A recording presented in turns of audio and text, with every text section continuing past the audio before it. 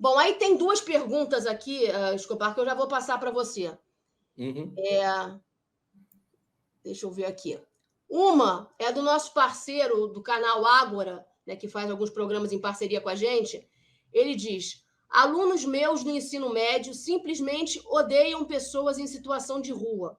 Segundo eles, são preguiçosos, porque sempre quando saem para a escola, os veem dormindo. Né? Como combater isso?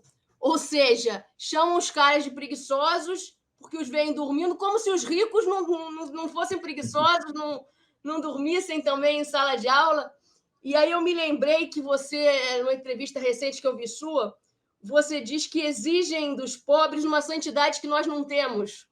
Não é? Então, tem a ver com isso que ele falou aí. Você quer comentar um pouco isso, essa questão da essa exigência de que os pobres fossem puros, né? E só que nós não somos, né?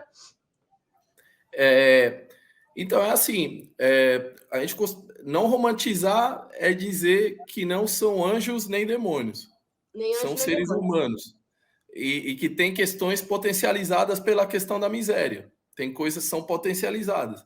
Tanto as coisas boas são potencializadas, como as coisas ruins também são potencializadas.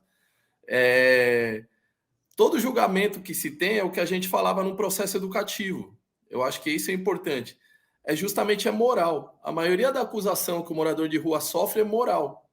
Quem tem um morador de rua próximo, ele diz: o cara cagou na praça, o cara transou na rua, o cara fumou não sei aonde.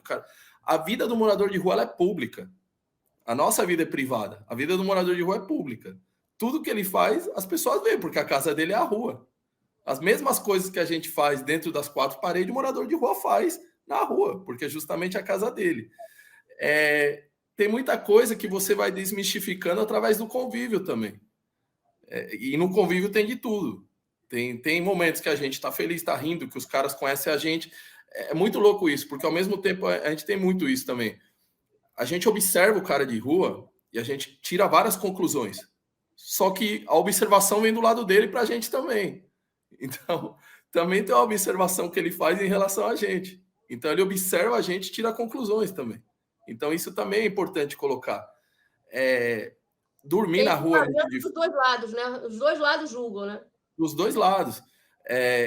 E o julgamento até de ser muitos serviços da assistência em São Paulo é moral. Porque você tem muitas alas religiosas conservadoras que tomam conta dos albergues em São Paulo. Então, assim, cada albergue é um feudo, eu costumo dizer. Cada um tem sua regra. E não é uma regra que. Ou umas regras de convívio que foram criadas em conjunto com a população de rua. Elas são muito verticais, assim como a política pública é muito vertical também. O que acontece? Tem albergue X, por exemplo. Se o cara entrou. Tem albergue que os orientadores na porta do albergue cheiram a boca dos caras para ver se os caras bebeu. Então você imagina, você chega na tua casa e tem alguém esperando você para cheirar a tua boca para ver se você bebeu. Perguntam se o cara fumou. E tem alguns lugares que tem uma sala onde o cara é separado para que lá ele passe, se ele chegou meio tomado, que ele fique lá sem comer, até passar a brisa que ele tá para poder dormir. Então, olha todo o esquema. Tem que acordar às 6 da manhã, horário militar para todo mundo. Tem que sair às 6 da manhã, às 8 da noite tem que dormir, às 4 da tarde tem que entrar, tem que pegar uma fila de 3, 4 horas. Então, é o que a gente costuma dizer. Parece que você tem que ter uma vida santa para você entrar em muitos centros de acolhida. A gente não conseguiria entrar em muitos desses lugares. Fora que eu acho que era legal começar a ver isso, tem muitos albergues em São Paulo que as trans não entram como trans, precisam entrar com roupas masculinas, porque não são aceitos. Então, assim, você tem várias questões aí. O cara para dormir na rua é muito difícil. É muito difícil você dormir na rua.